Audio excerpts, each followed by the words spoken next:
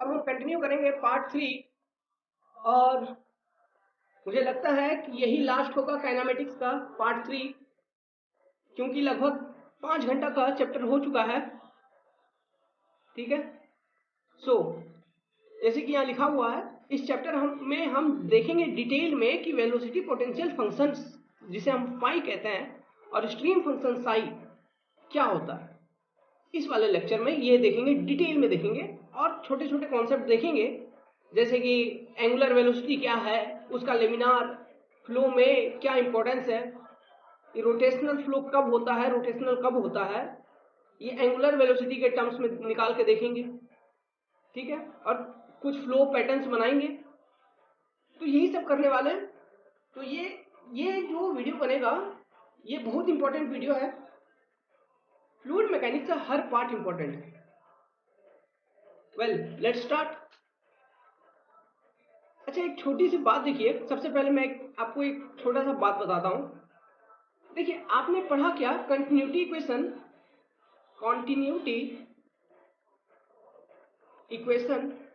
For 3 dimension but in case of steady and uniform flow.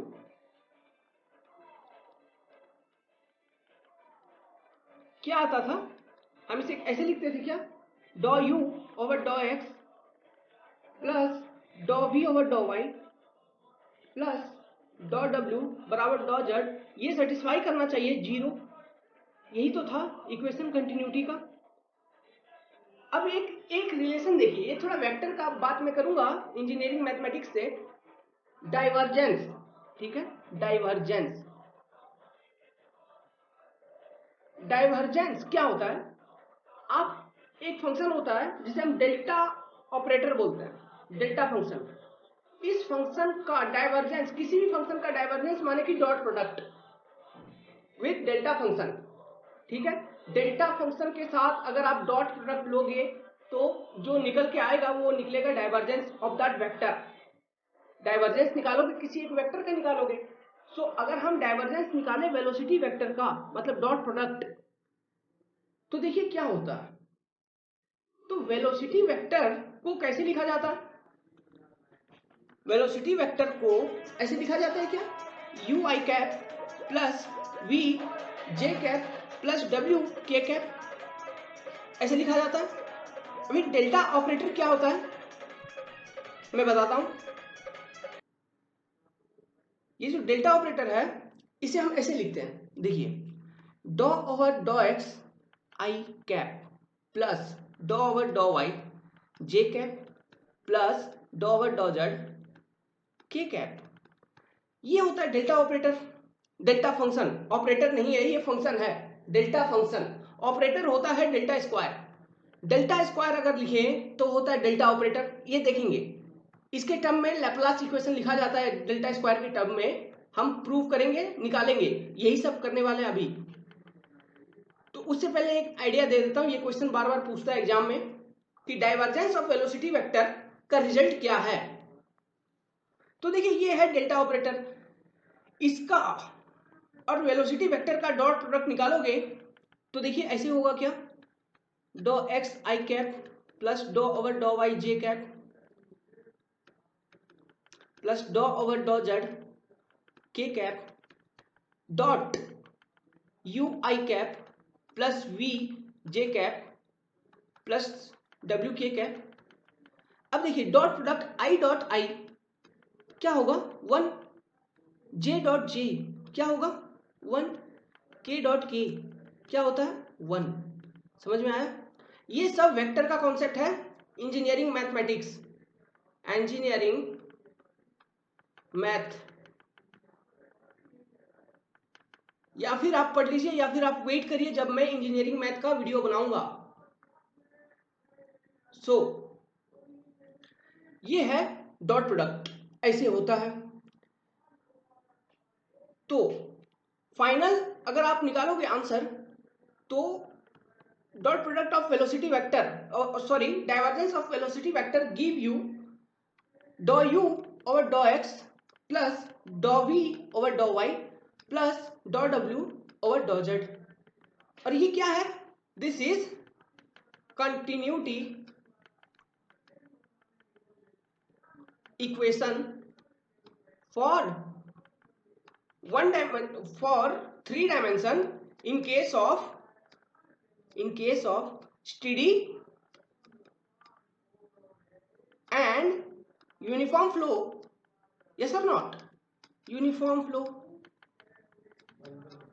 So ये question बार बार पूछा जाता है कि आपको बता देगा, आपको ये दे देगा कि divergence of velocity vector match the following में आता है। कभी कभी डाइवर्जेंस ऑफ वेलोसिटी वेक्टर रहेगा उसमें, और मैच दी फॉलोइंग में रहेगा continuity equation for steady and uniform case. तो वहां पे मैच करना होता है, इसलिए ये एक छोटा सा टॉपिक था, उसे मैंने बता दिया आपको। अब चलिए स्टार्ट करते हैं और एक छोटा टॉपिक देखते हैं। एंगुलर वेलोसिटी क्या होता है? एंगुलर वेलोसिटी, देखिए ये सब जो अब मैं बताऊंगा ये सब को उतना डिटेल में नहीं पढ़ना है, इनको याद रखना है। एंगुलर वेलोसिटी ये होता है, फॉर्मूला लगाना है, आंसर निकालना है, ठीक है। इस पर रिसर्च नहीं करना है, रिसर्च जहां करना है वो मैं बताते रहूंगा कि इस पर ध्यान देना है, इसको याद करना है। Angular velocity, angular velocity of particle,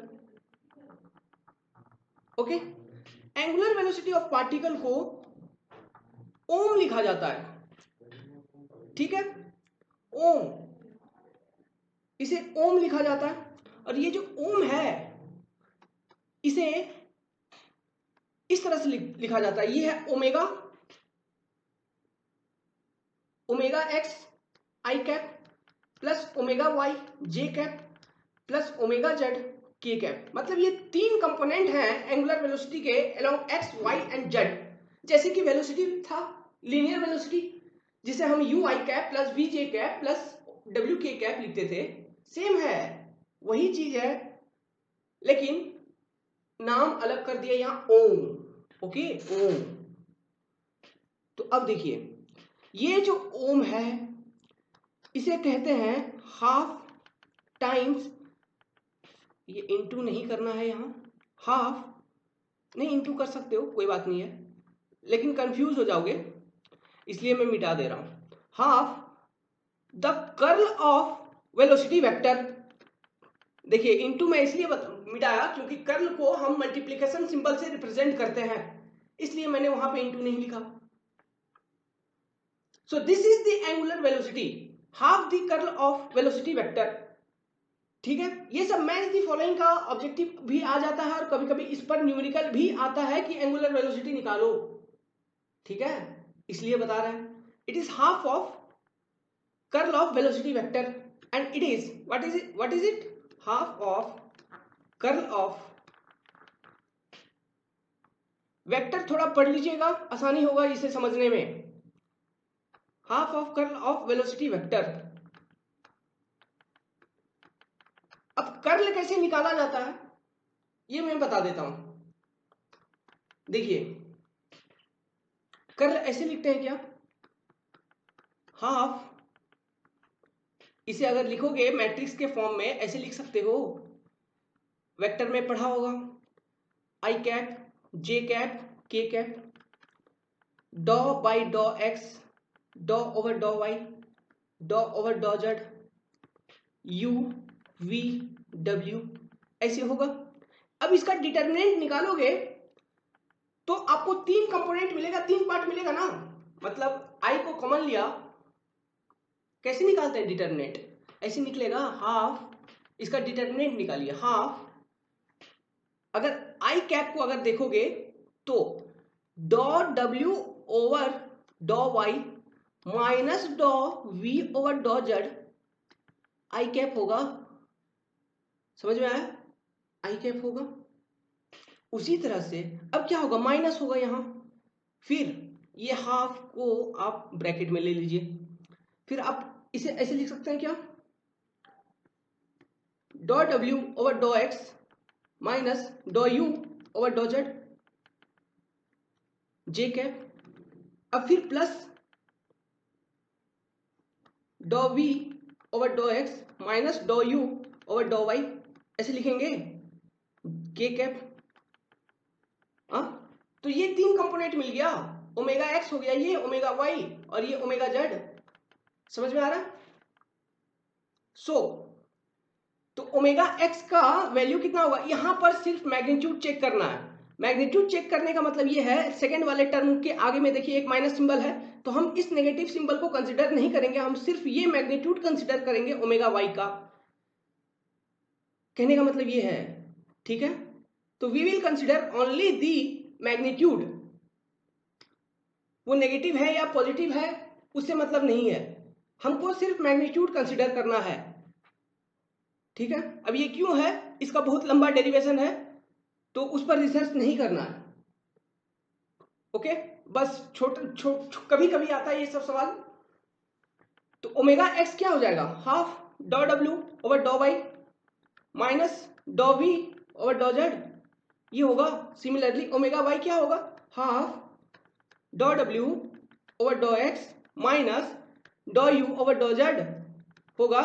उसी तरह से ओमेगा जेड ये क्या होगा, हाफ डॉ वी ओवर डॉ एक्स माइनस डॉ यू ओवर डॉ वाई, ठीक है। तो यहां पर कंफ्यूज नहीं होना है, इसलिए लिख दीजिए ओनली द मैग्नीट्यूड्स, ठीक है, only the magnitudes are considered. अब देखिए ये हमने क्यों पढ़ा, मैंने आपको दो तरह का फ्लो बताया था, एक होता था रोटेशनल फ्लो, एक होता था इरोटेशनल फ्लो। तो देखिए अगर किसी फ्लो में एंगुलर वेलोसिटी आपको मिलेगा, तो एंगुलर वेलोसिटी का मतलब क्या, वो रोटेट कर रहा है क्या। अगर फ्लो में एंगुलर वेलोसिटी है मतलब कि वो फ्लो रोटेशनल है, अगर एंगुलर वेलोसिटी नहीं है माने कि जीरो है, तो वो फ्लो क्या है, रोटेट नहीं हो रहा है, इसका मतलब क्या हुआ, इरोटेशनल हुआ। यही है लॉजिक, यही कैच करना था कि लिख लीजिए इस स्टेटमेंट को, ये बहुत इंपॉर्टेंट स्टेटमेंट है, अगर इसे नहीं समझ पाए तो पूरा का पूरा कॉन्सेप्ट मिस कर दोगे कि इफ एंगुलर वेलोसिटी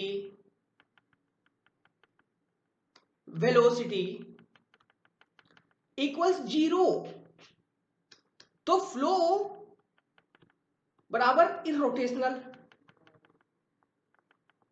समझ में आया, एंगुलर वेलोसिटी उसमें है ही नहीं, वो अपने मास एक्सिस बताया था मैंने, इस तरह का पार्टिकल होता था तो इसके मास से कंसंट्रेटेड जो एक्सिस पास करता था, इसी के अबाउट अगर रोटेट कर रहा हो तो वो रोटेशनल होता था, अगर नहीं करता है तो वो इरोटेशनल होता था। तो इरोटेशनल अगर है तो उसमें कोई भी रोटेशन नहीं है, मतलब एंगुलर वेलोसिटी जीरो है, रोटेशनल प्रॉपर्टी जीरो है, मतलब ये जो कंपोनेंट आपको मिला ओमेगा एक्स ओमेगा वाई बराबर ओमेगा जेड बराबर जीरो, यानी कि रो बराबर ओम बराबर जीरो। समझ में आया, तो एंगुलर वेलोसिटी जीरो तो इरोटेशनल। ये बहुत इंपॉर्टेंट शब्द है इरोटेशनल, क्योंकि बर्नौली इक्वेशन जब हम डिराइव करेंगे तो बर्नौली साहब ने एजम्पशन ले रखा है कि फ्लो इज इरोटेशनल। मैं वहां पे बताऊंगा, आइडिया दे रहा हूं इरोटेशनल क्यों इंपॉर्टेंट है, ठीक है। उन्होंने ये एजम्पशन ले रखा है, तो उन्होंने एजम्पशन लिया है तो मतलब बहुत इंपॉर्टेंट है, क्योंकि पूरा फ्लूइड मैकेनिक्स बर्नौली के ऊपर चलता है, वो नहीं फ्लूइड मैकेनिक्स नहीं, ठीक है। इसलिए ये शब्द इंपॉर्टेंट है, और इससे जुड़ा हुआ जो भी लॉजिक है सारा लॉजिक इंपॉर्टेंट है। तो पहला लॉजिक ये हो गया कि angular velocity, if angular velocity is zero then flow is irrotational. और एंगुलर वेलोसिटी कैसे निकालता है, half the curl of velocity vector. तो half the curl of velocity vector बराबर जीरो तो इरोटेशनल फ्लो, न्यूमेरिकल कैलकुलेशन के लिए ये कॉन्सेप्ट है। वेल अब देखिए बस इसे इतना ही जानना था, इससे अधिक नहीं रिसर्च करना है इसके ऊपर। अब अनदर टर्म और एक नाम है वोर्टिसिटी। वोर्टिसिटी वोर्टिसिटी ये सब देखिए, ये सब कभी कभी आता है न्यूमेरिकल, ठीक है। तो ये सब छोटे छोटे टॉपिक है, इस पर रिसर्च नहीं करना, मैं पहले बताया। तो वोर्टिसिटी होता है, इसे रिप्रेजेंट करते हैं इस तरह से, देखिए जेड लिख लीजिए, फिर दो लिख लीजिए हिंदी में, बराबर 2 गुना ओम angular velocity, means 2 times angular velocity,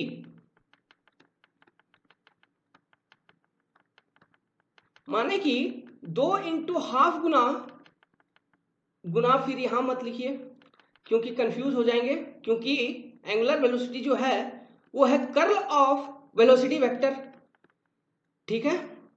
तो ये दो दो खत्म, मतलब वोटिसिटी बराबर only the curl of velocity vector, half वाफ कुछ नहीं, सिर्फ कर्ल ऑफ वेलोसिटी वेक्टर। समझ में आया? तो ये क्या है vorticity? It is twice of angular velocity,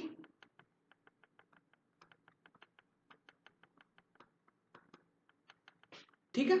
माने कि curl of velocity vector, curl of velocity vector,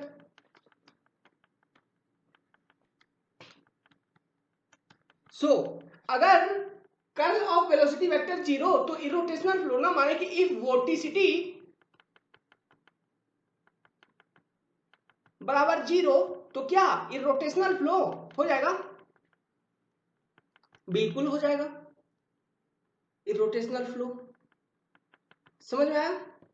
curl of velocity vector same निकालेंगे। कर्ल ऑफ वेलोसिटी वेक्टर कैसे लिखेंगे? अब सेम आधा जेड लिखिए, फिर दो लिख दीजिए, सॉरी ये थोड़ा गलत हो गया रिप्रेजेंटेशन इसका, ओके। इसे कैसे लिखेंगे? I cap j cap k cap first row में, सेकेंड रो में डो ओवर डो एक्स, डो ओवर डो वाई, डो ओवर डो जेड, ठीक है। यू वी डब्ल्यू, यही हो जाएगा, इसी का डिटरमिनेंट निकालिए और यही होगा कर्ल ऑफ वेलोसिटी वेक्टर। और यहां पर भी सिर्फ मैग्नीट्यूड कंसीडर करना है, सिर्फ मैग्नीट्यूड। अब इसका डिटरमिनेंट निकाल लेना, कंपोनेंट पूछेगा तो सिर्फ मैग्नीट्यूड बताना है,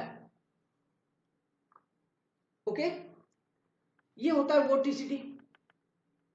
अब देखिए और एक इंपॉर्टेंट चीज बता रहा हूं, ये इंपॉर्टेंट इसलिए है क्योंकि ये कभी नहीं आता है एग्जाम के अंदर, लेकिन इसमें कंफ्यूजन बहुत होती है इसको निकालने में, क्योंकि इंजीनियरिंग मैथमेटिक्स में तो आप जानते हैं सब कैसे पढ़ते हैं इंजीनियरिंग मैथमेटिक्स को। अब जिसको समझ में नहीं आता है उसके लिए तो बहुत हार्ड है। तो ये इस वाले टॉपिक का नाम है सर्कुलेशन, सर्कुलेशन। ये सब चीज मैथमेटिकल टर्म है, ठीक है। ये पूरा मैथमेटिकल टर्म है, इसे रिप्रेजेंट करते हैं टाउ, ठीक है। टाउ, इसका नाम टाउ है, ये जो सिंबल मैंने लिखा इसका नाम टाउ है। तो देखिए, हाँ वोर्टिसिटी का जो सिंबल लिखा है उसका प्रॉपर नेम बुक्स में नहीं है, इसलिए मैंने आपको नहीं बताया। उसका प्रॉपर नेम मैंने भी खोजा, नहीं मिला मुझे, लेकिन सिंबॉलिकली उस तरह से रिप्रेजेंट किया जाता है वोर्टिसिटी को।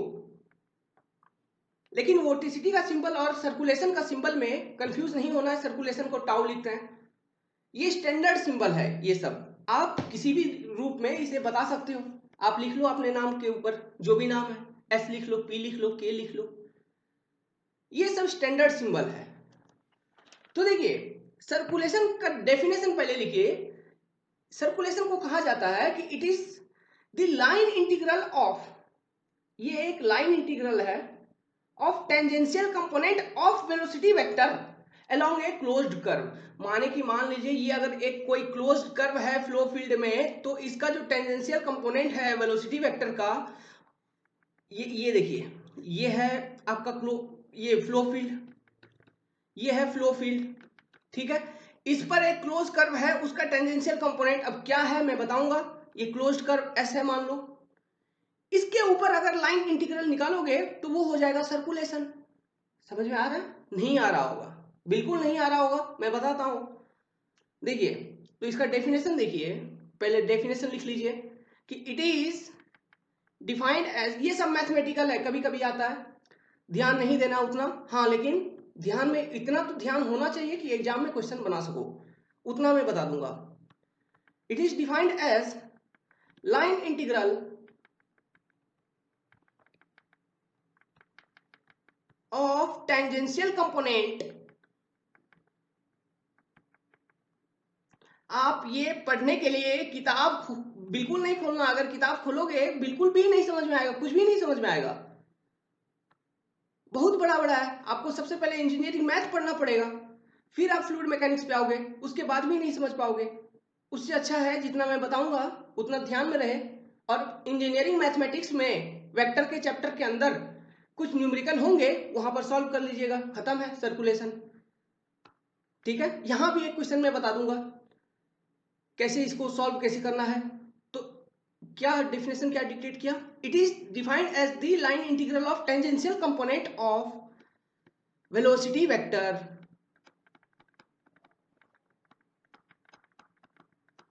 along a closed curve, ठीक है, along a closed curve। इसका कोई भी फिजिकल सिग्निफिकेंस नहीं है, ये सिर्फ मैथमेटिकल टर्म है। लिख लीजिए, लिख लीजिए। ये भी कभी कभी क्वेश्चन में आता है कि what is physical significance of, या फिर इंटरव्यू में पूछ देगा कि what is physical significance of circulation in fluid mechanics. तो जवाब आपका होगा कि it has no physical significance, it is only a mathematical term, it is a calculative term. ठीक है, इसका कोई भी फिजिकल सिग्निफिकेंस नहीं है। लिखिए कि नो फिजिकल सिग्निफिकेंस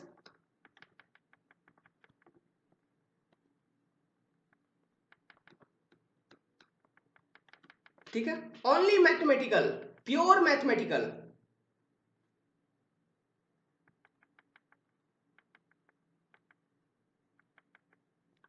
टर्म। अब सर्कुलेशन को कैसे रिप्रेजेंट करते हैं? तो क्लोज्ड कर, देखिए तो ये होगा सर्कुलेशन मतलब इंटीग्रेशन ऑफ, लाइन इंटीग्रल कहता है तो इंटीग्रल है, इंटीग्रल लिखना पड़ेगा वेलोसिटी वेक्टर इनटू डीएस। ये देखिए ये जो डीएस है इसे लिखना मैंने आपको सिखाया था क्या?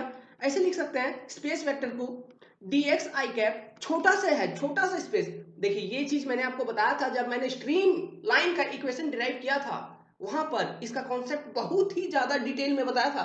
पोजीशन वेक्टर का या फिर स्पेस वेक्टर का डिफरेंशियल स्पेस को कैसे लिखा जाए, ठीक है, उस कर्व को एस डीएस, वो जो मैंने क्लोज्ड कर्व बनाया उसे हम ऐसे लिख सकते हैं क्या? कोऑर्डिनेट फॉर्म में डीएक्स आई कैप, वेक्टर फॉर्म में sorry D Y j cap. इसे मैंने बताया था स्ट्रीमलाइन का इक्वेशन जब डिराइव कर रहा था उस समय। वहां पे देखिए अगर यहां नहीं समझ में आ रहा है कि मैं डीएस को ऐसे क्यों लिखा।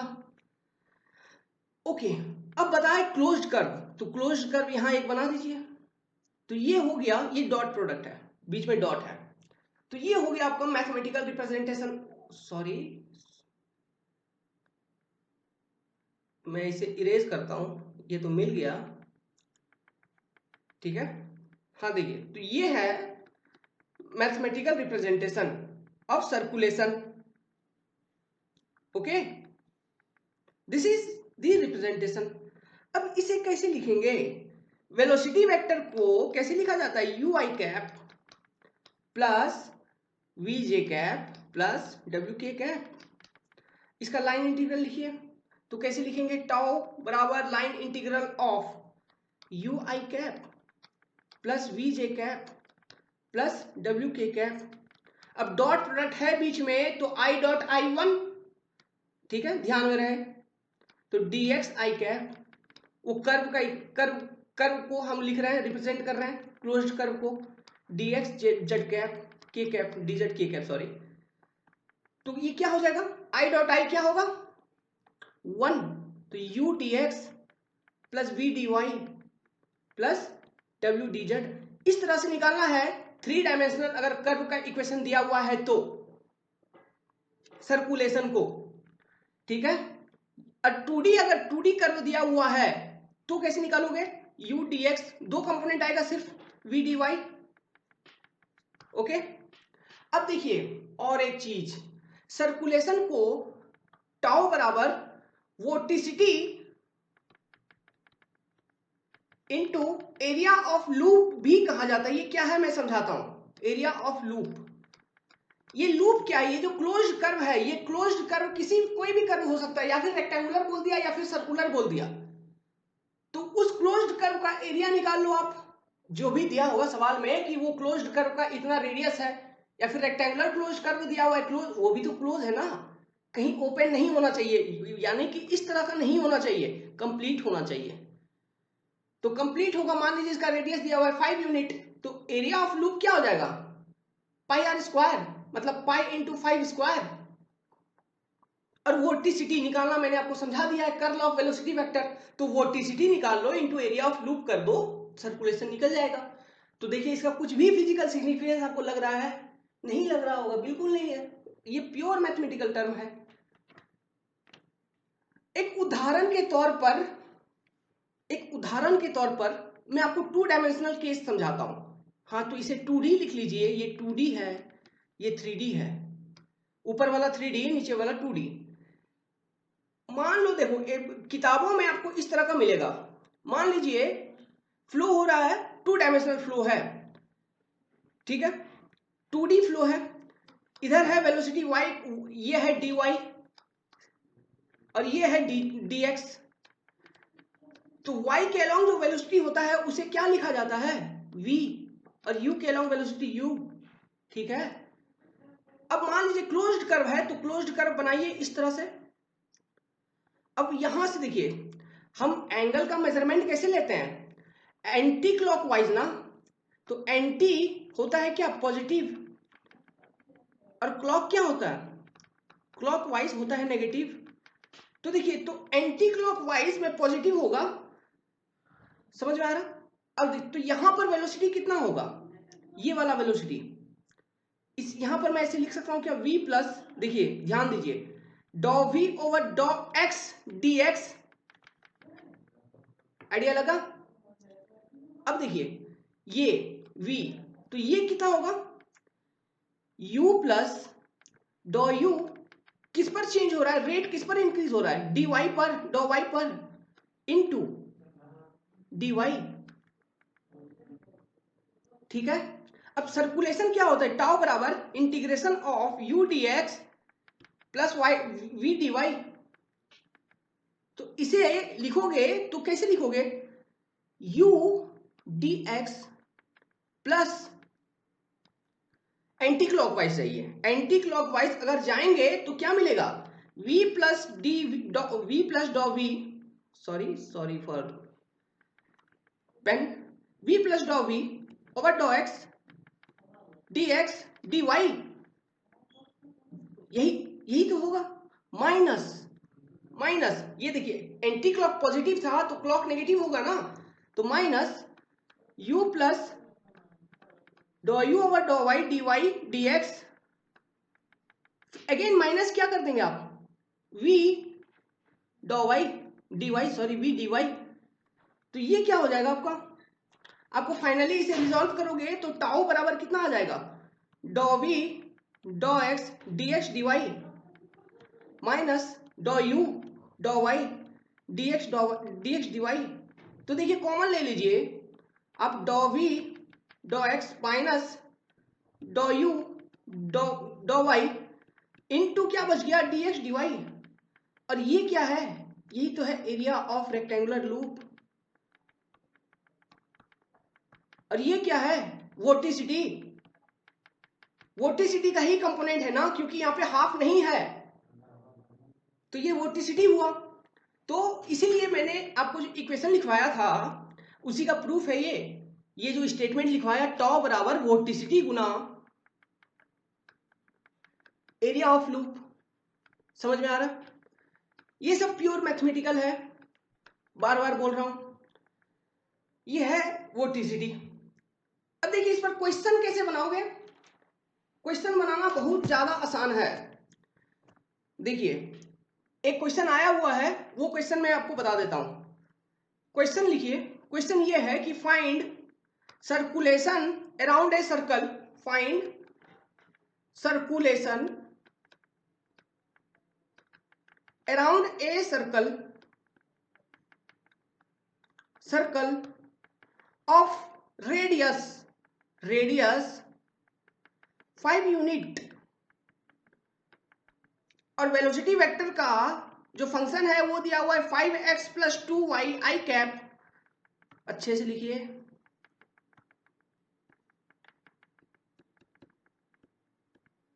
तो ये क्या 2 डायमेंशनल है, 2D है, बिल्कुल है।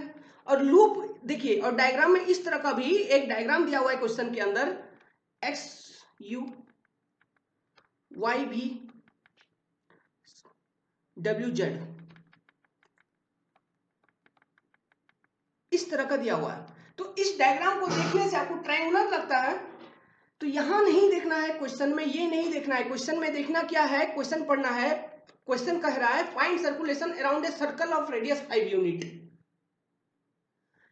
तो सर्कल दिया हुआ है, क्लोज्ड कर्व क्या है, सर्कल है। यहां पर समझ में आ रहा है, ट्रायंगल नहीं है। यही था कैच, यही समझा रहा था तभी से। तो क्लोज्ड कर्व सर्कल है, तो आपको निकालना क्या है, सर्कुलेशन। तो सर्कुलेशन होता है टाउ बराबर सर्कुलेशन बराबर vorticity into area of loop. Area of loop, ये लूप क्या है, सर्कल ऑफ रेडियस 5 यूनिट, यही तो है, सर्कल ऑफ रेडियस 5 यूनिट। तो एरिया क्या हो जाएगा, पाई आर स्क्वायर, मतलब पाई 5 स्क्वायर, ये हो गया एक। अब वोर्टिसिटी निकालना है, तो u कितना है, u है 5x प्लस 2y, और v कितना है 3y। तो वोर्टिसिटी क्या होगा, वोर्टिसिटी को कैसे लिखेंगे, z लिख लीजिए, उसके बाद 2 लिख लीजिए, ये हो गया वोर्टिसिटी। इसे कैसे लिखेंगे, 2D के केस में एक ही कंपोनेंट, कोई ना कोई एक कंपोनेंट लिखना है u और v के टर्म में, हम लिखेंगे डॉ v ओवर डॉ x, एक्स वाई के फॉर्म में, डॉ u ओवर डॉ y, ये होगा वोर्टिसिटी। तो वोर्टिसिटी निकालो, तो टाउ बराबर कितना हो जाएगा, vorticity into area of loop, डॉ v ओवर डॉ x माइनस डॉ u ओवर डॉ y इंटू पाई इंटू 5 का स्क्वायर। तो कितना कितना आ गया, 0 minus 2 into pi into 25, 5 square कितना 25, 5 गुना 5, 5 पचे 25, ठीक है 25। तो कितना आएगा, ये नेगेटिव आ जाएगा, -50 पाई। इसका अब कोई सिग्निफिकेंस नहीं है, इसका सिर्फ आंसर बताना है कि वो होगा -50 पाई। तो दिस इज ऑल सर्कुलेशन। तो we have completed the small topics and now we will move into the bigger ones, मगरमच्छ। ठीक है, बड़े बड़े टॉपिक को देखेंगे अब। जो इंपॉर्टेंट है वो क्या है, वेलोसिटी पोटेंशियल फंक्शन। ये बहुत इंपॉर्टेंट टॉपिक है, क्योंकि देखिए वेलोसिटी पोटेंशियल फंक्शन आपको इंजीनियरिंग मैथ में मिलेगा, सॉइल मैकेनिक्स के अंदर मिलेगा, फ्लूइड मैकेनिक्स के अंदर भी मिलता है। तो इंपॉर्टेंट है, तो इंपॉर्टेंट है, और क्वेश्चन भर भर भर के आते हैं इससे। काइनेमेटिक्स में यही एक टॉपिक है जिसे क्वेश्चन पूछा जाता है ऑब्जेक्टिव के अंदर। तो चलिए वेलोसिटी पोटेंशियल फंक्शन क्या है अब उसे देखते हैं। और अभी जितना मैंने बताया इस पर रिसर्च नहीं करना है, इसे सिर्फ ध्यान में रखना है, हाँ ऐसा कुछ होता है। और सबसे ज्यादा इंपॉर्टेंट जो अभी तक हमने पढ़ा वो ये पढ़ा कि एंगुलर वेलोसिटी कैसे निकाला जाता है। और एंगुलर वेलोसिटी अगर 0 हो तो फ्लो इरोटेशनल होता है। और एक इंपॉर्टेंट पढ़ा था जो पहले बताया था मैंने कि डाइवर्जेंस ऑफ वेलोसिटी वेक्टर होता है continuity equation in case of steady and uniform flow. ये दो बातों को ध्यान में रखिए और आगे चलिए। So let's move to study what is velocity potential function और पोटेंशियल फंक्शन। इसे हम फाई लिखते हैं। So make a heading velocity potential function, velocity potential function phi और पोटेंशियल फंक्शन। कंफ्यूज नहीं होना है इसलिए मैं नाम लिखता हूं। कहीं दिया है वेलोसिटी पोटेंशियल फंक्शन क्वेश्चन के अंदर और कहीं दे दिया पोटेंशियल फंक्शन। अब आपने पढ़ा है एक नाम, तो आप क्या करोगे, आप ये सोचोगे, हड़बड़ा जाओगे, घबरा जाओगे। तो घबराना नहीं है, दोनों एक ही चीज है, नाम लिखने का तरीका है सिर्फ। तो पोटेंशियल फंक्शन ये भी वही है फाई। तो ये दोनों क्या है, एक है, और ये क्या है, इसका डेफिनेशन देखिए, बड़ा ही आसान है, बहुत इजी है, आसानी से समझ में आएगा। डेफिनेशन है कि it is defined as, definition लिखिए, it is defined as scalar function. अब स्केलर और वेक्टर का मतलब तो आपको पता ही होगा। स्केलर मतलब the function which only have magnitude, उसका कोई भी डायरेक्शन नहीं होता है, इनफाइनाइट डायरेक्शन में लगता है। ये कॉन्सेप्ट मैंने बताया था प्रेशर, जब मैं बता रहा था, जब समझा रहा था आपको ये कि प्रेशर एक स्केलर फंक्शन है, तो क्यों है, कैसे है, ये सब चीज मैं बताया हूं जब मैं प्रेशर का टॉपिक डील कर रहा था। ठीक है, अब यहां नहीं बताऊंगा। स्केलर ये सब +2 का कॉन्सेप्ट है। तो स्केलर जो है, ऐसे बता देता हूं एक लाइन, कि वो फंक्शन होता है, वो पैरामीटर होता है जिसका सिर्फ मैग्नीट्यूड देखा जाए, डायरेक्शन से मतलब नहीं है हमको स्केलर फंक्शन का। जैसे कि डिस्टेंस, ठीक है, अब डिस्टेंस है किस डायरेक्शन में उससे मतलब नहीं है, कितना डिस्टेंस है 5 मीटर, ये मतलब है, किस दिशा में है, नॉर्थ में है या साउथ में है, उससे मतलब नहीं है। लेकिन डिस्प्लेसमेंट अगर कह दो तो मतलब होता है, तो डिस्प्लेसमेंट वेक्टर हो जाता है और डिस्टेंस क्या होता है, स्केलर होता है। उसी तरह से वेलोसिटी पोटेंशियल फंक्शन भी एक स्केलर फंक्शन है। ठीक है, scalar function, it is a scalar function. आगे लिखिए, ऑफ किसका scalar function, of space, space, space माने XYZ एंड टाइम t। ठीक है, कुछ इस तरह से कि such that if it's negative partial derivative, partial derivative, partial क्यों लग गया यहां, क्योंकि ये 3 चीज का फंक्शन है, 2 चीज का, सॉरी, एक हो गया स्पेस, एक हो गया टाइम, तो कंप्लीट डेरिवेटिव टू नहीं आएगा, टोटल वाला नहीं आएगा, यहां पार्शियल ही आएगा। समझ में आ रहा है, डेफिनाइट नहीं आएगा, पार्शियल आएगा, तो इसलिए पार्शियल आ रहा है। तो partial derivative of negative partial, if it's negative partial derivative of, if its negative partial derivative of derivative with respect to, sorry, of नहीं, with respect to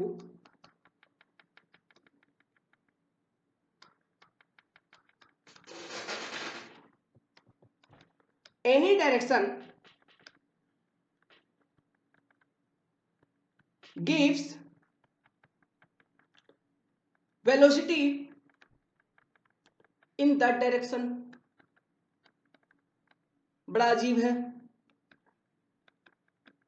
अब इसे कैसे लिखें, न्यूमेरिकली इसे कैसे लिखें, देखिए आसान है। क्या कहता है कि velocity potential function is a scalar function, ठीक है, of space and time such that if its negative partial derivative is taken with respect to any direction gives velocity in that direction। Okay, का मतलब क्या हुआ, अगर मैं लिखूं phi minus of partial derivative of phi with respect to daw x, x direction, then what will be, it will be equal to u means x component of velocity, यही है। उसी तरह से minus of daw phi over डॉ y क्या हो जाएगा, v y component of velocity. Similarly minus of daw phi daw z क्या हो जाएगा, w होगा। तो ये इक्वेशन बहुत इंपॉर्टेंट इक्वेशन है, मजाक में नहीं लेना है। ओके, तो this is velocity potential function, ये तो है। देखिए और एक ऑब्जेक्टिव इससे पूछा जाता है, वेलोसिटी पोटेंशियल फंक्शन को पोलर कोऑर्डिनेट में कैसे लिखते हैं, in form of polar coordinate. ये 1 नंबर के लिए याद रखना है, ठीक है, 1 नंबर के लिए, इस पर ज्यादा दिमाग नहीं लगाना। In polar coordinate,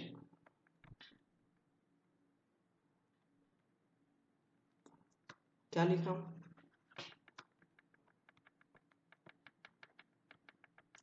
in form of polar coordinate. Polar coordinate क्या होता है, एक आइडिया देता हूं। देखिए ये हो गया, मान लीजिए आपका कार्टेशियन कोऑर्डिनेट का एक्सेस, यहां पे कोई पार्टिकल का वेलोसिटी है u v, तो इसका 3 कंपोनेंट होगा, 3 डायमेंशनल देखेंगे तो ये तो हो गया एक पोजीशन r कंपोनेंट, ये हो गया हाइट, कितना ऊंचा है, कितना ऊपर है इस ये स्पेस में इस कोऑर्डिनेट से, ठीक है, और ये हो गया theta component just perpendicular to r।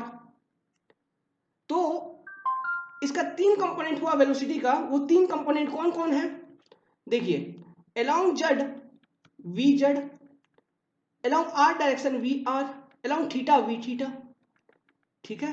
और ये जो वी आर है इसे लिखा जाता है माइनस डॉ फाई डॉ आर, और ये जो वी थीटा है इसे लिखा जाता है -1 ओवर आर डॉ फाई ओवर डॉ आर डॉ थीटा, सॉरी।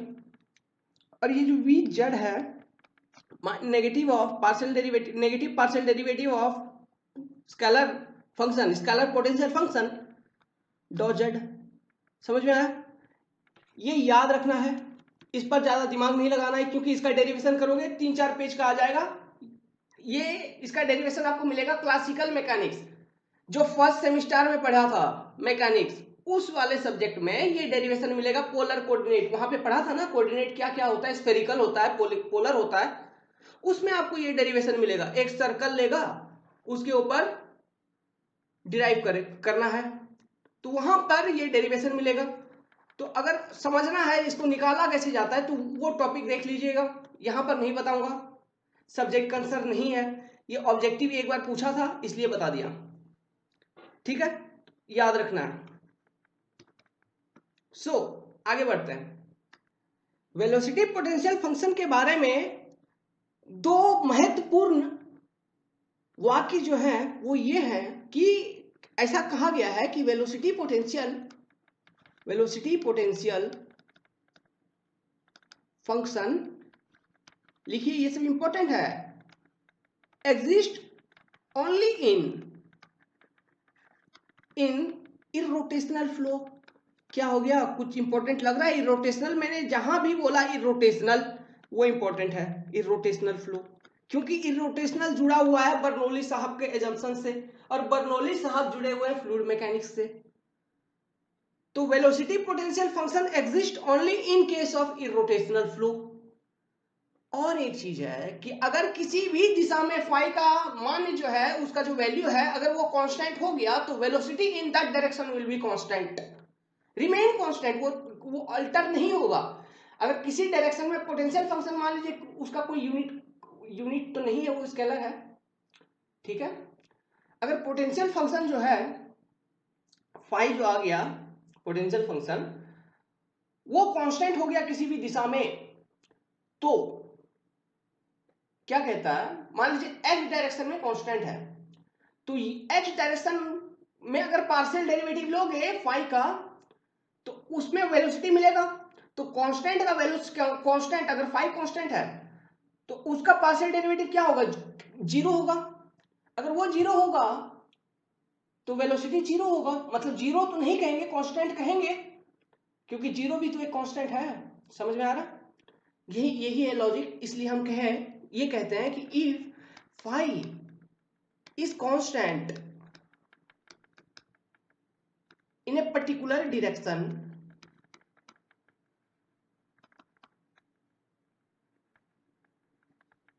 मैं ये प्रूव करूंगा velocity potential function exist only in irrotational flow, ये मैं प्रूव करूंगा अभी, ठीक है।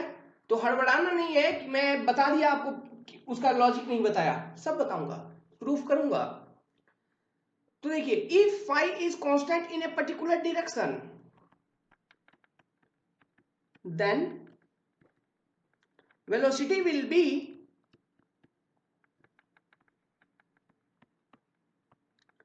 जीरो इन दैट डायरेक्शन, होगा, क्योंकि डेरिवेटिव ऑफ कांस्टेंट इज 0।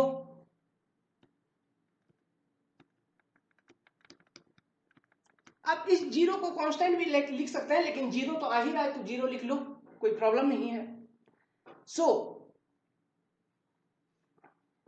अब देखिए, चलिए इसे प्रूफ करते हैं। इस वाले स्टेटमेंट को, जो मैं स्टेटमेंट 1 लिखा हूं, इसे तो प्रूफ करना कोई जरूरी नहीं है, ये तो डेरिवेटिव का प्रॉपर्टी है। पहला वाला स्टेटमेंट को समझना इंपॉर्टेंट है। तो देखिए, मान लीजिए एक केस में लेता हूं, केस ये लेता हूं कि for study and incompressible flow,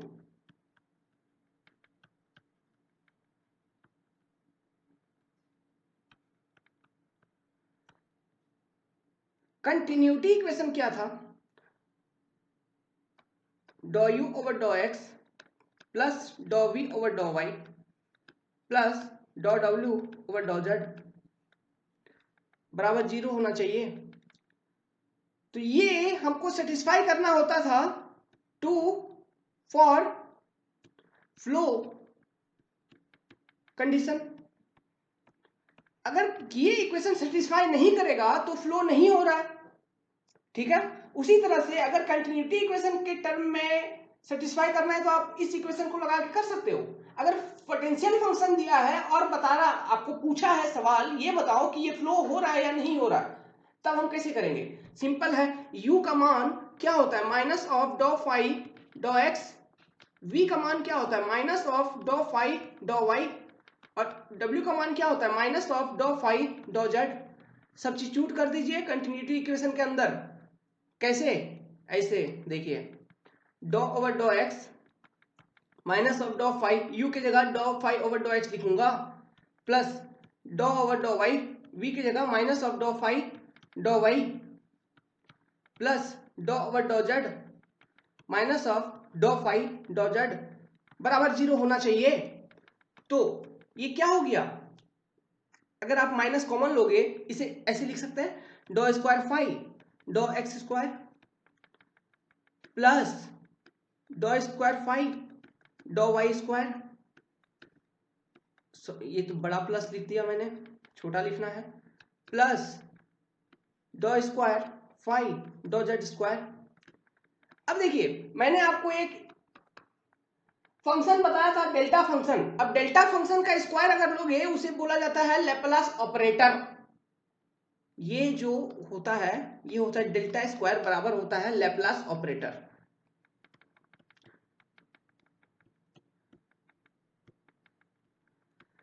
ये लैपलास इक्वेशन मैंने एक जगह और प्रूफ किया है सॉइल मैकेनिक्स के अंदर, जब मैं कंसोलिडेशन आपको सीपेज पढ़ा रहा था, तब फ्लोनेट वगैरह जब बता रहा था, फ्लोनेट जब बता रहा था वहां पर भी बताया था दो फंक्शन होता है, stream function and potential function. तो उससे पहले वो जो फंक्शंस आए वो कहां से आए, वो प्रूफ किया था मैंने लैपलास इक्वेशन को सॉइल के अंदर प्रूफ किया था। तो सेम कॉन्सेप्ट है, ज्यादा भिन्न नहीं है, ज्यादा अलग नहीं है, बिल्कुल सेम है, ठीक है।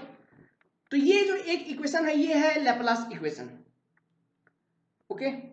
लैपलास ऑपरेटर का माने क्या हुआ कि ये जो डेल्टा ऑपरेटर है इसका माने ये हो गया डॉ स्क्वायर ओवर डॉ x square any function plus डॉ स्क्वायर डॉ वाई स्क्वायर एनी फंक्शन। अगर कुछ इस तरह से आपका इक्वेशन निकल के आ रहा है तो वो है लैपलास इक्वेशन। मतलब any function operated over Laplace operator gives Laplace equation, any function. तो यहां पर एनी फंक्शन कौन है, स्केलर पोटेंशियल फंक्शन। तो मैं ऐसे लिख सकता हूं डॉ स्क्वायर फाई बराबर 0 होना चाहिए। तो ये है लैपलास इक्वेशन। तो इसका मतलब क्या हो गया कि अगर लैपलास इक्वेशन सेटिस्फाई करेगा तभी फ्लो होगा, यही मतलब हुआ ना। लिखिए, flow is possible only when if given phi velocity potential function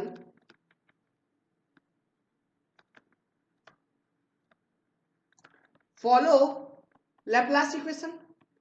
क्योंकि कंटिन्यूटी से ही तो डिराइव हुआ है ये इक्वेशन, तो कंटिन्यूटी सेटिस्फाई करना तो अनिवार्य है अगर फ्लो होना है तो।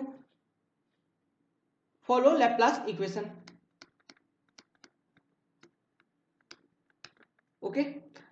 अब देखिए रोटेशन के लिए चेक करिए, रोटेशन, चेक फॉर रोटेशन, ये क्यों इरोटेशनल फ्लो में ही एग्जिस्ट करता है ये चेक करिए। कैसे करेंगे, मैंने आपको बताया है ये omega x i cap plus omega y, ये होता है रोटेशन का वैल्यू, रोटेशनल एंगुलर वेलोसिटी, यही तो होता है रोटेशन, एंगुलर वेलोसिटी निकालना होता है रोटेशन के अंदर। तो ओमेगा एक्स, ओमेगा वाई और ओमेगा जेड जो तीन कंपोनेंट्स थे उसमें ओमेगा जेड क्या था? मान लो हम टू डायमेंशनल कंसिडर करेंगे, यू और यू एंड वी लेंगे, तो यू बराबर क्या होता है? माइनस ऑफ डॉ फाई डॉ एक्स, और वी बराबर क्या होता है? माइनस ऑफ डॉ फाई डॉ वाई। ठीक है, समझ में आ रहा है? अगर ओमेगा एक्स और ओमेगा वाई और ओमेगा जेड बराबर जीरो आ जाए किसी भी रूप से तो वो होगा इरोटेशनल। तो इसे प्रूफ करना है, कैसे करेंगे? देखिए, मान लीजिए ओमेगा जेड क्या था? हाफ ऑफ डॉ वी डॉ एक्स डॉ वी डॉ वाई, सॉरी डॉ यू डॉ वाई, यही था। तो v की जगह आप v की जगह ये सब्स्टिट्यूट करो और u की जगह ये सब्स्टिट्यूट करो, तो आपको ये मिलेगा कि हाफ ऑफ डॉ ओवर डॉ एक्स माइनस डॉ फाई डॉ वाई माइनस डॉ ओवर डॉ वाई माइनस डॉ फाई डॉ एक्स। तो क्या मिल गया? सॉल्व करिए। हाफ ऑफ माइनस डॉ स्क्वायर फाई डॉ एक्स डॉ वाई प्लस डॉ स्क्वायर फाई डॉ वाई डॉ एक्स बराबर जीरो, मतलब ओमेगा जेड बराबर जीरो। उसी तरह से ओमेगा वाई और ओमेगा एक्स बराबर भी जीरो हो जाएगा, प्रूव करिए। अगर ये जीरो हो गया तो ये क्या हुआ? इरोटेशनल फ्लो हुआ।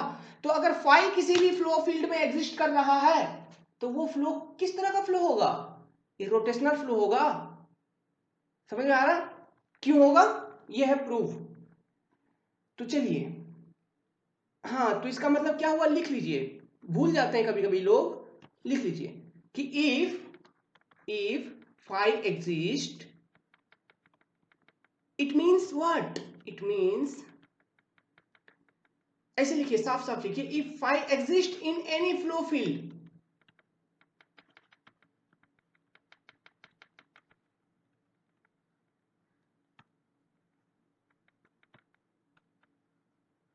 it then the flow must be irrotational or what? हाँ, होना चाहिए। अभी प्रूफ किया irrotational। तो ये बहुत इंपॉर्टेंट स्टेटमेंट है, क्योंकि इरोटेशनल जहां आएगा वहां बर्नौली अजम्पशन आएगा, और बर्नौली साहब बहुत इंपॉर्टेंट है डायनामिक्स के लिए, या फिर पूरे फ्लूइड मैकेनिक्स कह लीजिए, क्योंकि इस चैप्टर के बाद जो स्टार्ट होगा वो पूरा डायनामिक्स होगा। पूरा पाइप फ्लो पढ़ेंगे, लेमिनार फ्लो पढ़ेंगे, टर्बुलेंट पढ़ेंगे, ओपन चैनल फ्लो पढ़ेंगे, बाउंड्री लेयर पढ़ेंगे, बहुत लंबा है। तो इन सभी में एनर्जी इक्वेशन का यूज होता है, और एनर्जी इक्वेशन को डिराइव किया था बर्नौली ने। समझ में आ रहा? तो 8-9 चैप्टर जो अब बाकी है आगे, वो पूरा बर्नौली इक्वेशन पे डिपेंड करता है। इसलिए इरोटेशनल बहुत इंपॉर्टेंट है। तो अगर फाई एग्जिस्ट कर रहा है फ्लो फील्ड में तो वो फ्लो होगा irrotational flow, means angular velocity must be zero. So देखिए, एक लाइन होता है, आपने सुना होगा बचपन में कभी, इक्विपोटेंशियल लाइन। इक्विपोटेंशियल लाइन, ये लाइन क्या है? ये लाइन, ये सब सिंपल है, लिखिए इसे, line joining points of equal velocity potential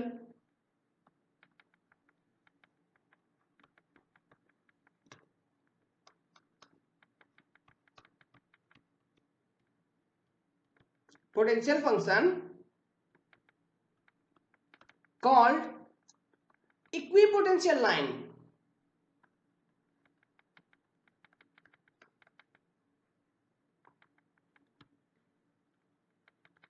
मान लो फॉर 2D स्टेडी, अच्छा मैंने एक जगह यहां पर यूनिफॉर्म लिखा था क्या, स्टेडी एंड यूनिफॉर्म कंटिन्यूटी में, तो उसे आप इनकम्प्रेसिबल कर लीजिएगा। ये कहां लिखा था मैं बता रहा हूं, स्टार्टिंग में ही लिखा था जब मैं डाइवर्जेंस ऑफ वेलोसिटी वेक्टर बता रहा था। ओके, वहां पे रेक्टिफाई कर लीजिएगा प्लीज, ध्यान नहीं रहा मेरा।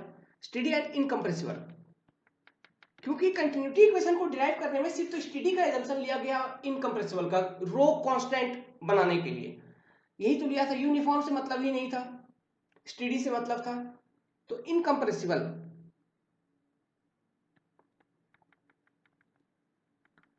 Flow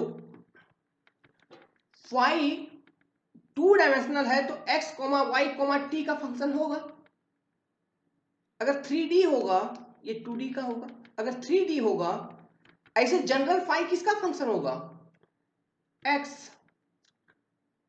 y, z, t 3D। लेकिन हमने कहा है स्टेडी, मतलब ये तो टाइम का इंडिपेंडेंट हो गया ना टाइम से। तो अब फाई इन दिस केस मतलब इस स्टेटमेंट को अप्लाई करोगे तो फाई सिर्फ फंक्शन होगा 2 डायमेंशनल, अगर आप देखोगे तो x, y का, क्योंकि टाइम से तो इंडिपेंडेंट हो गया। स्टेडी का मतलब यही है, यही तो है स्टेडी का मतलब। तो अब देखिए आगे, तो क्या हम ऐसे लिख सकते हैं, तो u का बराबर क्या होगा, लिख लीजिए पहले, डॉ फाई ओवर डॉ एक्स, v बराबर डॉ फाई ओवर डॉ वाई। ठीक है, तो फाई क्या है? फाई एक कांस्टेंट है। मान लो फाई अगर एक कांस्टेंट है तो डी फाई 0 होना चाहिए। तो डी फाई को हम, अगर ये इसका टोटल डेरिवेटिव हम कैसे लिखेंगे, डॉ फाई ओवर डॉ एक्स डी एक्स प्लस डॉ फाई ओवर डॉ वाई डी वाई। तो ये क्या हो गया, डॉ फाई ओवर डॉ x minus u d x minus v d y बराबर 0 होना चाहिए। हाँ, ये होना चाहिए। तो यू डी एक्स बराबर minus of v d y, और स्लोप क्या होता है, किसी भी लाइन का स्लोप क्या होता है, d y over d x माने कि टेन थीटा। तो यहां टेन थीटा निकालो, d y over d x क्या क्या नजर आएगा आपको, माइनस यू ओवर वी। तो slope of equipotential line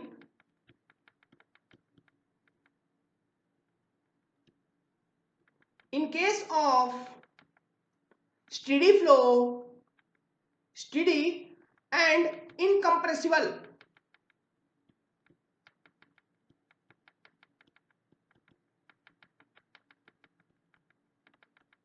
in 2D बराबर minus of u over v, negative है, नेगेटिव स्लोप। समझ में आ रहा है, मतलब डिक्रीज कर रहा है। नेगेटिव स्लोप का मतलब यही हुआ, डिक्रीज हो रहा होगा कोई चीज। अब ये क्या होता है, कैसे होता है, सब देखेंगे, सब देखेंगे जब हम बनाएंगे, कुछ आगे बनाएंगे। अब देखिए, अब और एक फंक्शन है स्ट्रीम फंक्शन। हाँ, तो फाई का मतलब क्या निकला, अगर फाई किसी फ्लो फील्ड में एग्जिस्ट कर रहा है और वो लैप्लास इक्वेशन सेटिस्फाई कर रहा है तो फ्लो होगा। ठीक है, अगर फाई एग्जिस्ट कर रहा है, लैप्लास इक्वेशन सेटिस्फाई कर रहा है, फ्लो होगा। और तो और फ्लो इरोटेशनल होगा, लेमिनार नहीं इरोटेशनल होगा। अभी लेमिनार भी कह सकते हैं क्योंकि लेमिनार फ्लो जनरली इरोटेशनल ही होता है। ठीक है, लेकिन ये क्लियर होगा जब हम डायनामिक्स पढ़ लेंगे। लेकिन अभी ध्यान रखिए कि फाई अगर एग्जिस्ट कर रहा है तो फ्लो तो हो ही रहा है, अगर वो, क्योंकि वो लैप्लास इक्वेशन सेटिस्फाई करेगा। और तो और वो इरोटेशनल फ्लो होगी। ये चीज ध्यान में रखिए, क्योंकि पूछता है, एग्जाम में पूछता है which function exist if flow is irrotational. ठीक है, मस्ट एग्जिस्ट पूछता है, क्योंकि अभी एक फंक्शन बताऊंगा तब समझ में आएगा मैं ऐसे क्यों बोल रहा हूं। स्ट्रीम फंक्शन लिखिए, stream function, stream function.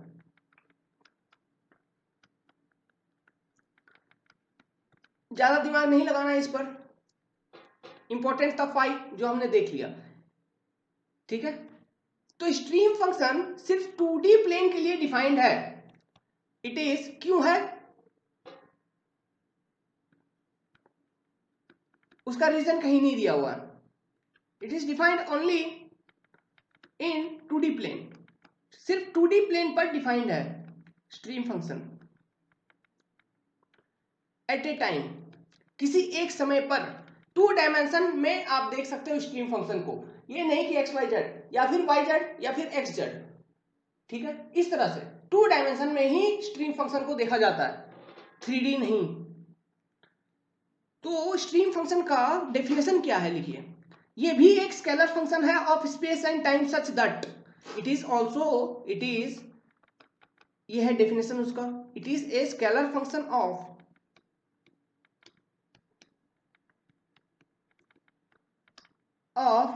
Space and time such that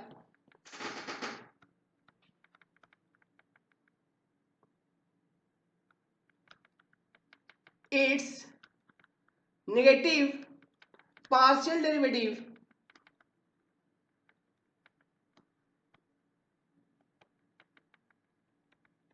with respect to any direction, लिखिए पहले मैं समझाता हूं, gives the velocity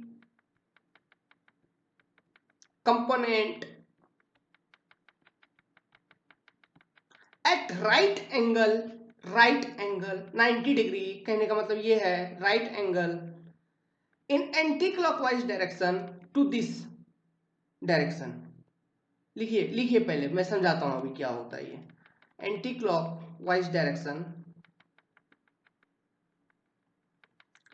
to this direction, मतलब जिस डायरेक्शन पर आप पार्शियल डेरिवेटिव निकाल रहे हो उस डायरेक्शन के एंटी क्लॉकवाइज डायरेक्शन में जो वेलोसिटी का कंपोनेंट है वो वेलोसिटी दिखाएगा ये। देखिए कैसे, अभी दिखाएंगे अभी। टू दिस डायरेक्शन, देखिए मान लीजिए रेक्टिलिनियर कोऑर्डिनेट बनाइए, तो ये हो गया x, ये हो गया y। अब स्ट्रीम फंक्शन को लिखा जाता है साई से, तो नेगेटिव पार्शियल डेरिवेटिव, सॉरी ये नेगेटिव नहीं है, इस सिर्फ पार्शियल डेरिवेटिव लेना है, फ्लो में लिख दिया मैंने, रेक्टिफाई कर लीजिए, फिर से बता रहा हूं नेगेटिव नहीं है, सिर्फ partial derivative. Sorry very much, हो जाता है कभी कभी, लंबा समय से बता रहा हूं, 1.5 घंटा हो गया लगभग। हाँ तो देखिए, partial derivative of stream function with respect to x direction will give the component of velocity in anti-clockwise direction to this direction। समझ में आया? मतलब ये होगा v, यही है इसका मतलब। अब तो डॉ साई ओवर डॉ x अगर निकालोगे तो एंटी क्लॉकवाइज डायरेक्शन में है क्या, ये यहां पर है v वेलोसिटी, ये है u, तो ये डॉ साई ओवर डॉ y, सॉरी ये y है, डॉ साई ओवर डॉ y, ये अगर निकालेंगे तो क्या मिलेगा आपको, u मिलेगा, लेकिन क्लॉकवाइज में मिल रहा है ना। लेकिन इसका डेफिनेशन क्या कहता है कि एंटी क्लॉकवाइज डायरेक्शन में मिलना चाहिए, लेकिन उल्टा मिल रहा है तो नेगेटिव। समझ में आया?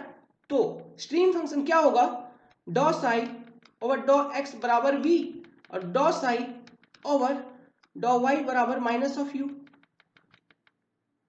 ओके, ये किसी एक समय पर 2 डायमेंशनल केस के लिए ही डिफाइंड है, उससे अधिक के लिए नहीं, ये चीज भी ध्यान में रखिए। अब ये चीज ध्यान में है, अब आगे देखते हैं।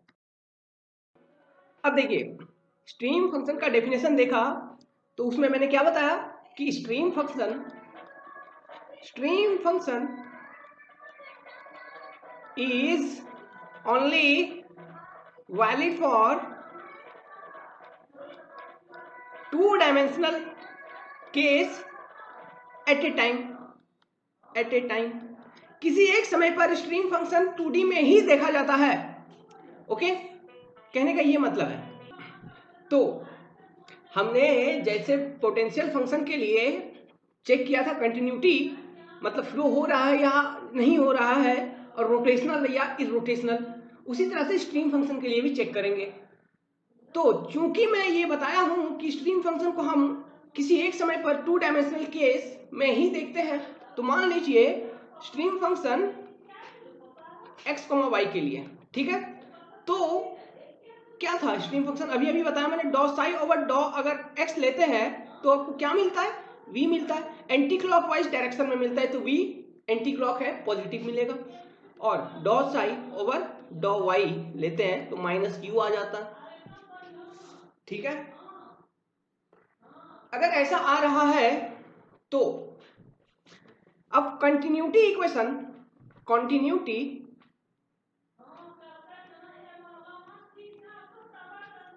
फॉर 2 डायमेंशनल केस, ठीक है, कंडीशन क्या है, स्टेडी फ्लो इनकंप्रेसिबल है। ओके, ये कंडीशन है।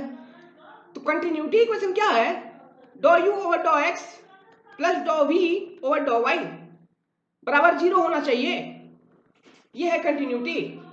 अगर ये 0 हो रहा है देन फ्लो इज अकरिंग। अब क्या करिए कि इस इक्वेशन में u एंड v का वैल्यू सब्स्टिट्यूट करिए।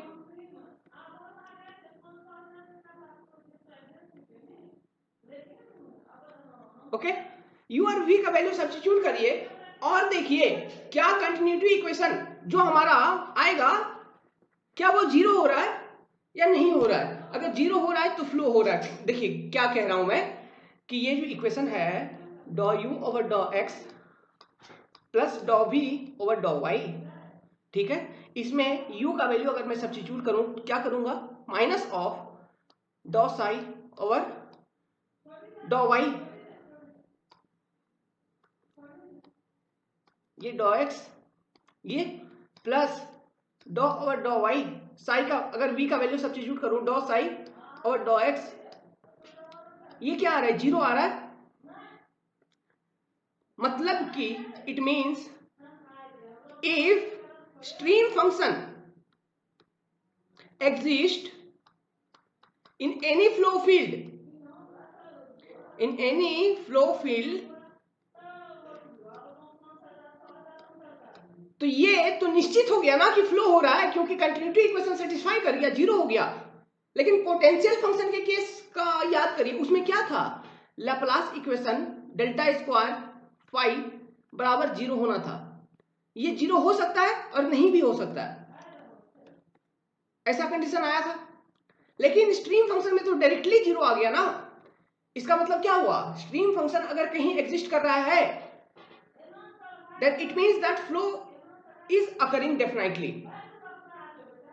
ओके, तो लिख लीजिए if psi function exist in any flow field then it is definite, ये निश्चित है, ठीक है, दैट फ्लो इज अकरिंग, ठीक है। अब देखिए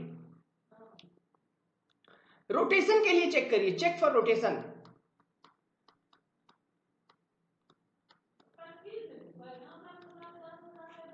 रोटेशन के लिए चेक करोगे तो एक कंपोनेंट किसी ले लीजिए ओमेगा जेड एक्स वाई के टर्म्स में मैं अगर लिखूं तो ये रोटेशन कैसे लिखते हैं, हाफ टाइम्स ऑफ डॉ वी ओवर डॉ एक्स माइनस डॉ यू ओवर डॉ वाई। यहां पर u एंड v का वैल्यू सब्स्टिट्यूट करिए,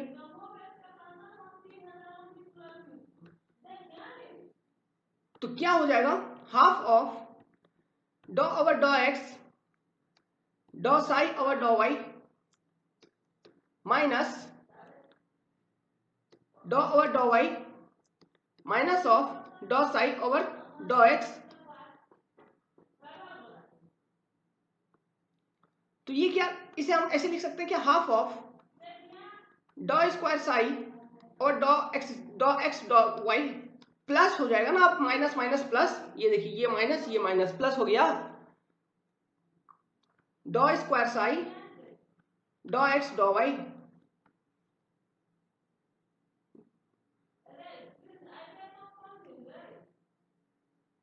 सॉरी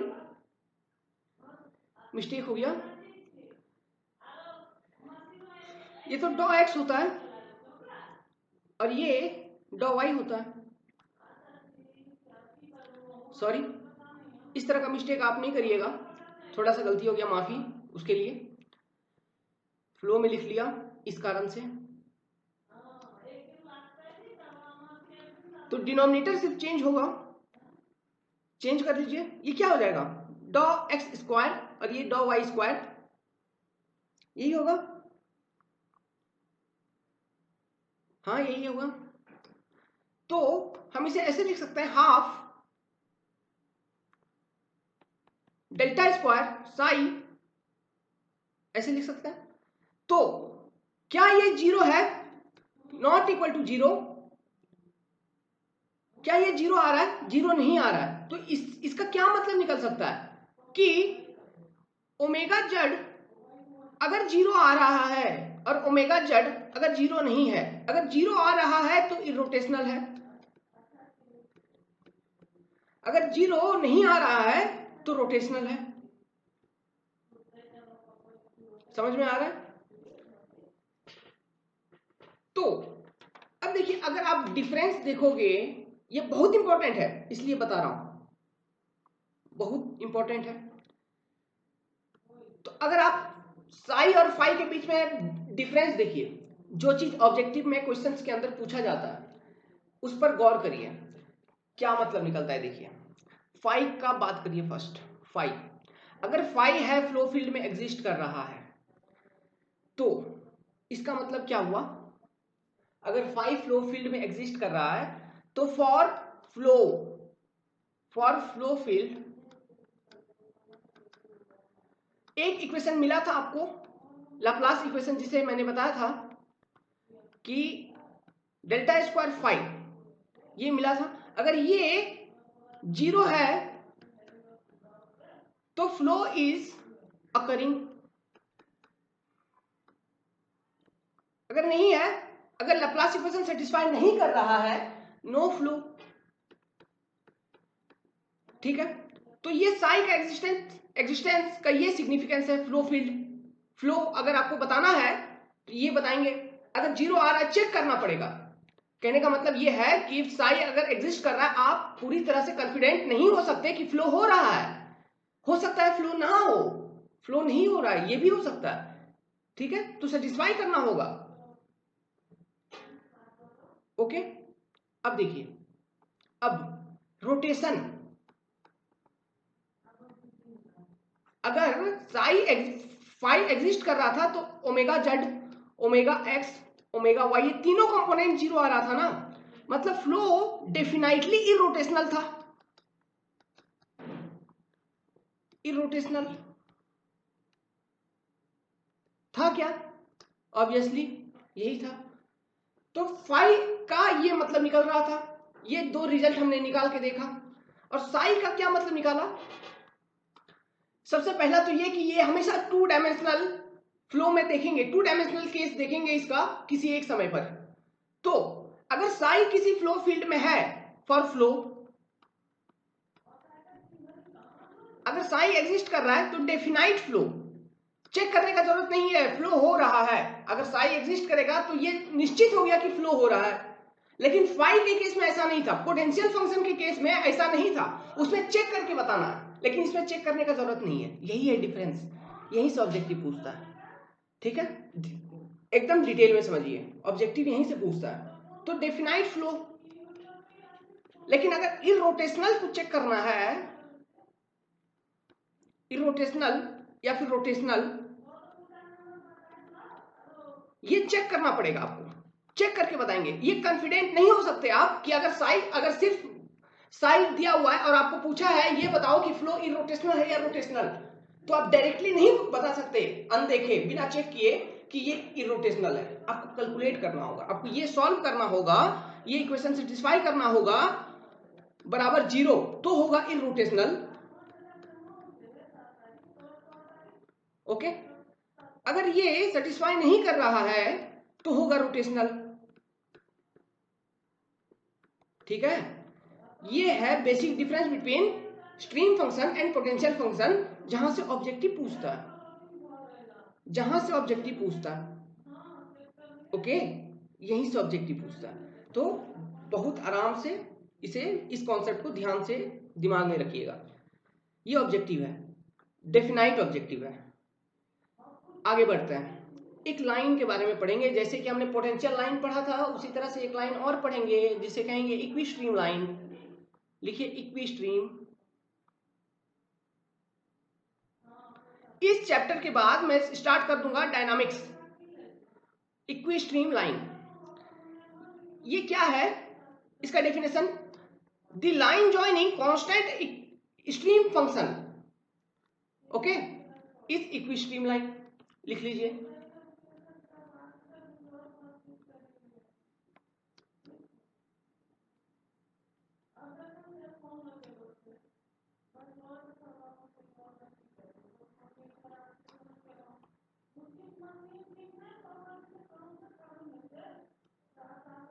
समझ में आ रहा? मतलब साई बराबर कांस्टेंट, साई बराबर कांस्टेंट से जो लाइन ज्वाइन करेगा, कनेक्ट करता है, कहने का मतलब है ये मान लीजिए साई, ये है साई का एक पॉइंट, ये है साई का एक पॉइंट, ये है साई का एक पॉइंट, सभी का वैल्यू 1 1 1 1 1 1 1, इससे जो लाइन पास कर रहा होगा ये होगा इक्विस्ट्रीम लाइन एक। अगर दूसरा साई का वैल्यू है कुछ इस तरह से, ये 2 2 2 2 2 2 2, तो साई का वैल्यू जहां जहां 2 है वहां से एक लाइन पास करेगा, ये है साई 2, ये है साई 1। समझ में आया? कांस्टेंट स्ट्रीम फंक्शन से जो लाइन पास कर रहा हो उसे हम कहेंगे इक्विस्ट्रीम लाइन। चूंकि ये कांस्टेंट है तो इसका डेरिवेटिव अगर निकालोगे 0 आ जाएगा। तो टोटल डेरिवेटिव के फॉर्म में हम कैसे लिख सकते हैं इसे? अगर एक्सपांड करेंगे तो हम ऐसे लिख सकते हैं डी साई बराबर डॉ साई ओवर डॉ एक्स, पार्शियल हो जाएगा पार्शियल फंक्शन, क्योंकि function of x y at a time हम 2 डायमेंशनल देखते हैं। तो लाइन का इक्वेशन ऐसे लिखेंगे डी एक्स प्लस डॉ साई ओवर डॉ वाई डी वाई। अब ये वैल्यू क्या है, ये वैल्यू क्या है, आप मुझे बताओ। क्या ये v लग रहा है आपको? तो ये होगा v dx, और ये क्या u लग रहा है माइनस ऑफ u, तो ये होगा u dy। कांस्टेंट है तो ये बराबर 0 होना चाहिए। तो इसका मतलब क्या हुआ? स्लोप अगर निकालोगे इस लाइन का dy ओवर dx क्या आ जाएगा? v over u। अब देखिए, अब इक्विपोटेंशियल, यहां देख लीजिए आराम से, ये निकलेगा स्लोप। अब देखिए equipotential line,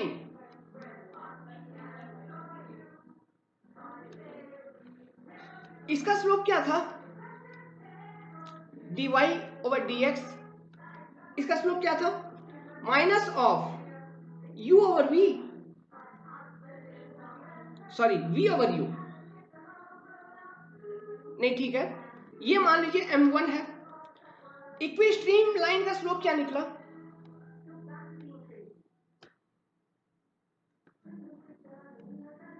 dy over dx v over u, ये मान लीजिए m2 है।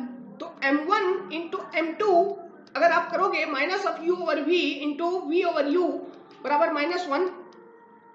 It means that the equipotential line and equistream line are orthogonal to each other. मतलब उनके बीच में जो एंगल होगा हमेशा 90 डिग्री होना चाहिए। किस केस में? In case of irrotational flow. Irrotational क्यों बोला? क्योंकि देखिए फ्लो हो रहा है और इरोटेशनल भी होगा, तभी ना फाई और साई दोनों एग्जिस्ट करेगा। क्योंकि अगर फाई एग्जिस्ट कर रहा है किसी फ्लो फील्ड में तो आप ये निश्चित हो गए कि फ्लो इरोटेशनल है, और अगर साई भी एग्जिस्ट कर रहा है तो ये तो निश्चित हो गया ना कि फ्लो हो रहा है, तो इरोटेशनल फ्लो। समझ में आया कहां से बोला इरोटेशनल फ्लो? तो इरोटेशनल फ्लो अगर कहीं हो रहा है तो वहां पर इन दोनों के बीच में, इन दोनों लाइन के बीच में जो एंगल होगा वो हमेशा ऑर्थोगोनल होगा, हमेशा 90 डिग्री होगा। ठीक है, इंपॉर्टेंट रिजल्ट है, लिख लीजिए। तो it means that the equipotential line and equistream line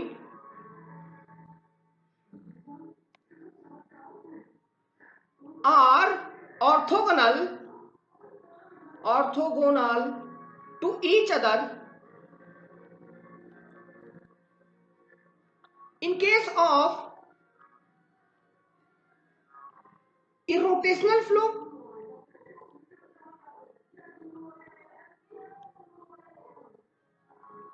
where both potential function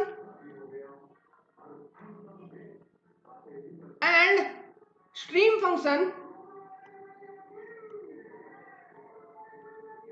exist. समझ में आया? इंपॉर्टेंट रिजल्ट है, रेड में लिखिए, लाल रंग का कलम लीजिए और लिख लीजिए, क्योंकि ये इंपॉर्टेंट रिजल्ट है। तो अब हमने खत्म कर लिया पूरा का पूरा टॉपिक। अब एक छोटा सा डिस्कशन बचा है, ग्राफिकल हेडिंग लिखिए, graphical representation of equistream line and equipotential line in different flow cases. Heading बनाइए, graphical representation of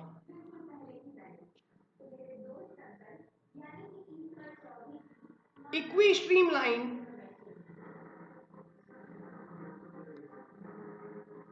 and equipotential line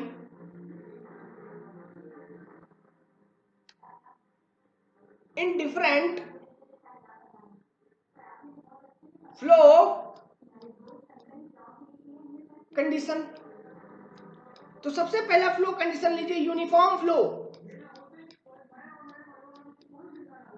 तो इसका जो ग्राफिकल रिप्रेजेंटेशन होता है इक्विपोटेंशियल और इक्वी स्ट्रीम लाइन का, इसका एक स्पेशल नाम है क्या?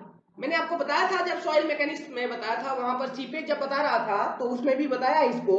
इसका एक स्पेशल नाम है जिसे हम कहते हैं फ्लो नेट।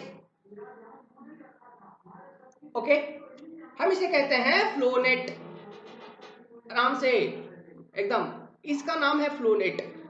तो अगर फ्लो यूनिफॉर्म है तो यूनिफॉर्म फ्लो है, लेकिन हमेशा ध्यान में रखिएगा क्यू जो होता है मैकेनिक्स के अंदर हमेशा हम कांस्टेंट, जनरली कांस्टेंट एज्यूम करते हैं। अगर नहीं दिया हुआ है, क्यू का डिटेल नहीं दिया हुआ है कि क्यू कांस्टेंट है या कुछ और है, तो हमेशा आप कंसीडर करेंगे कांस्टेंट डिस्चार्ज, जो भी कैलकुलेशन होगा फॉर ए कांस्टेंट डिस्चार्ज।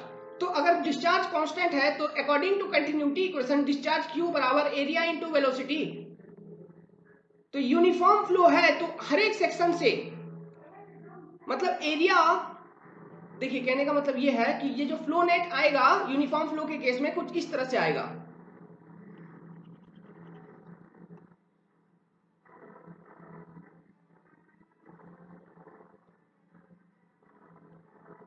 ये लाइन थोड़ा टेढ़ा मेढ़ा हो रहा है। ये मान लीजिए फ्लो लाइंस है या फिर स्ट्रीम लाइंस है, ये हो गया पोटेंशियल लाइन। तो ये जो एरिया है ना, ये एरिया ऑफ फ्लो फील्ड जिसे हम कहते थे, ये कांस्टेंट होगा।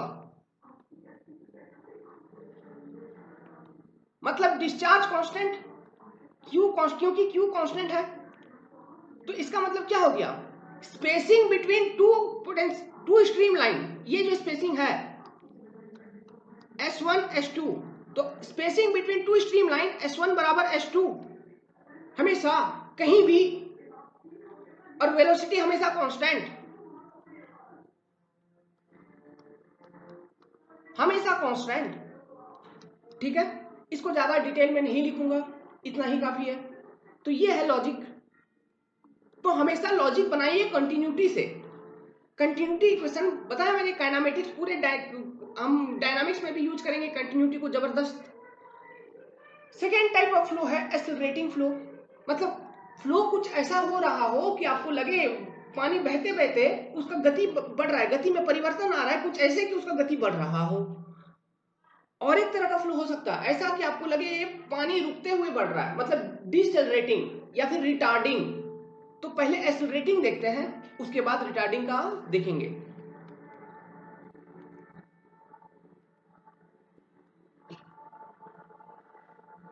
माने कि कन्वर्जिंग फ्लो, इसका नाम और एक नाम है कन्वर्जिंग फ्लो। ठीक है, तो इसमें जो फ्लो नेट बनता है कुछ ऐसा बनता है, कुछ इस तरह से आपको लगेगा फ्लो नेट।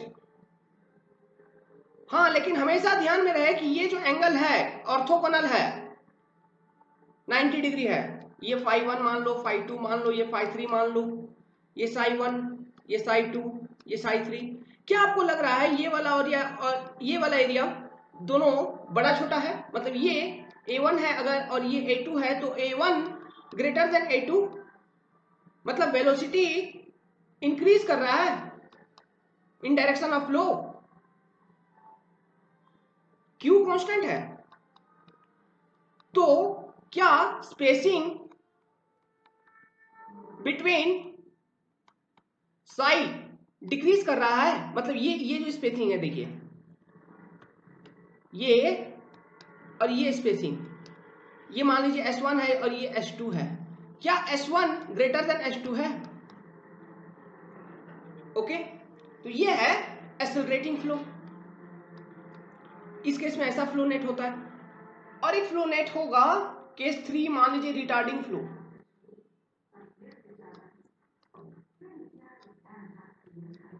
या फिर इसे हम कहते हैं diverging flow.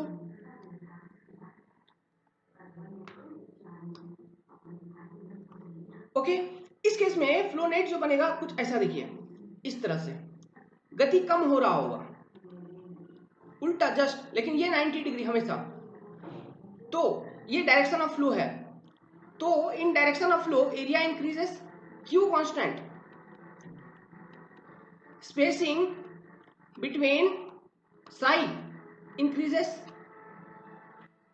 Velocity decreases. Okay, ठीक है, then we have completed the subject now.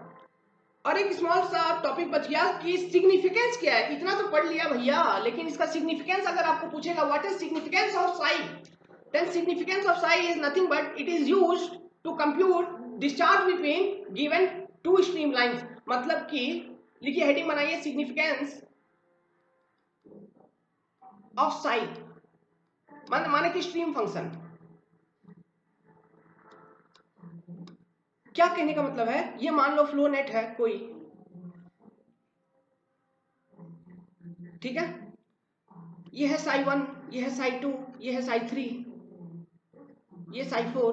अगर आपको पूछा कि ये मान लीजिए पॉइंट ए है और ये पॉइंट बी है, यहां से क्यू कितना पास कर रहा है, दो स्ट्रीम लाइन के बीच से कितना क्यू पास कर रहा है, अगर आपको क्वेश्चन सवाल पूछा है तो क्यू का वैल्यू हो जाएगा क्यू बराबर psi of A modulus of psi of A minus modulus of psi of B.